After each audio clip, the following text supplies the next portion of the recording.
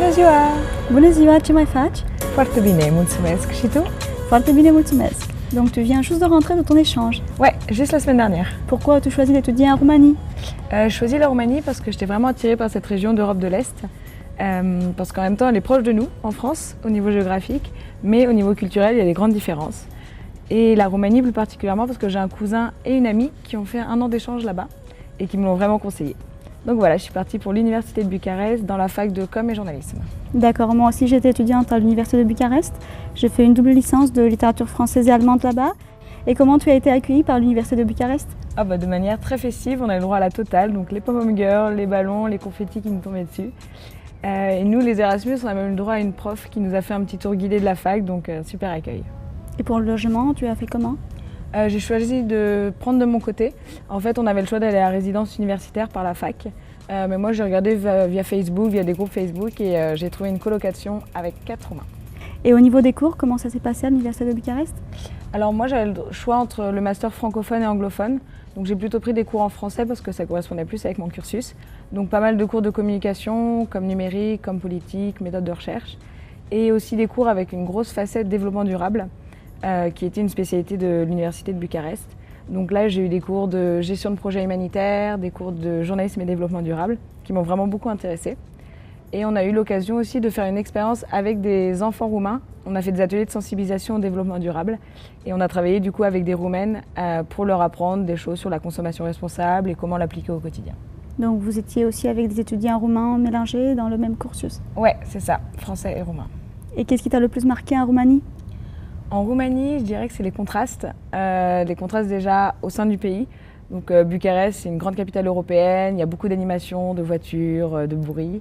Et dès que tu t'éloignes 10-15 bornes, tu tombes dans la vraie Roumanie. Tu vois la Roumanie rurale, tu vois les charrettes, les animaux qui se baladent sur le bord de la route, des grandes bâtisses, des petits villages colorés, c'est vraiment chouette.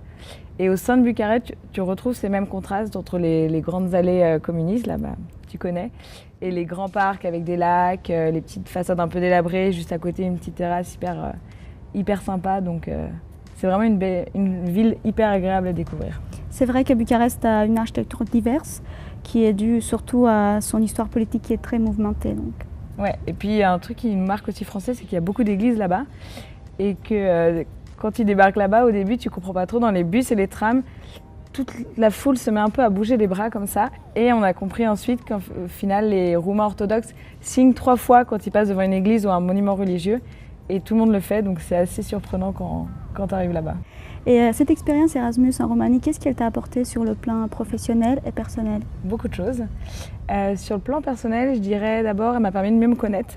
En fait, quand tu es propulsé comme ça dans un autre pays, tu es tout seul, donc voilà, tu deviens vraiment maître de ta vie, donc tu fais tes propres choix, tes décisions, et tu te découvres parce que tu vois ce qui marche, ce que tu aimes bien, ce que tu aimes moins bien. Du coup, cette connaissance de soi, elle est vraiment importante, je pense, autant au niveau personnel que professionnel.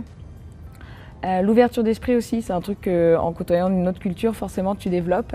Et nous, particulièrement, cette année, on a fait beaucoup de stops en Roumanie, mais aussi en Ukraine, en Bulgarie, Turquie. Et c'est là que tu rencontres des gens que tu n'aurais jamais rencontrés habituellement et ça t'ouvre l'esprit énormément. Et ça te permet d'oser plus parce que tu es obligé d'aller vers eux, même quand tu ne maîtrises pas forcément la langue, parce que le roumain et l'anglais, en tant que français, on ne maîtrise pas super bien. Et du coup, voilà, tu vas vers l'autre et tu sors de cette zone de confort et je trouve ça hyper utile pour la vie de tous les jours.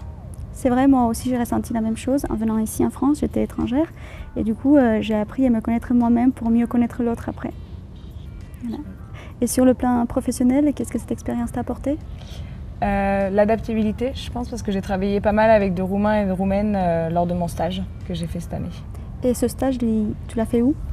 Je l'ai fait à Bucarest. En fait, pendant 6 mois, j'ai fait un stage à la librairie francophone Kiralina. Je ne sais pas si tu la connais. Oui, je connais bien.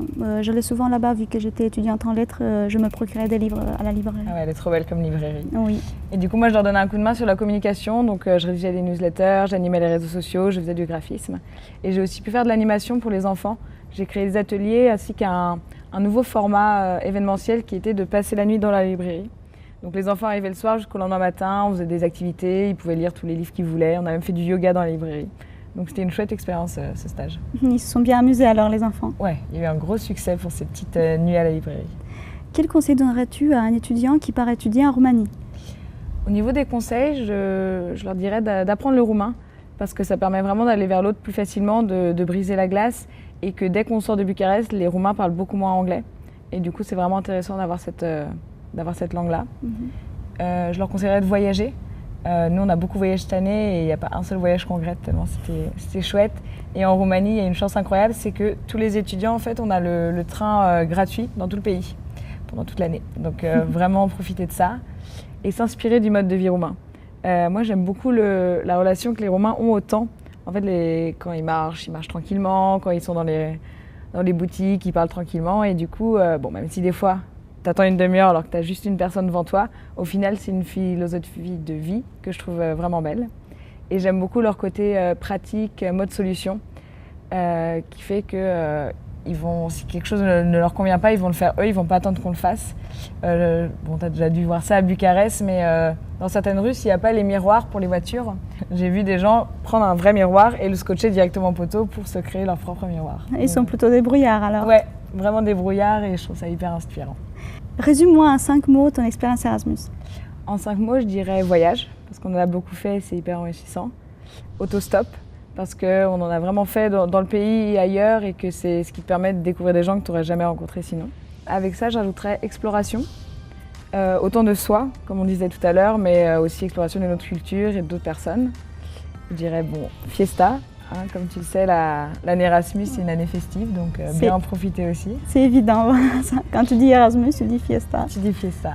Et pour finir, je dirais rencontre. Parce que tu rencontres énormément de gens et je pense que c'est la partie vraiment la plus enrichissante du voyage. Je vois que tu as bien profité de ton année et j'espère te revoir bientôt à Bucarest. Ouais, merci beaucoup. Arrivederci. Arrivederci.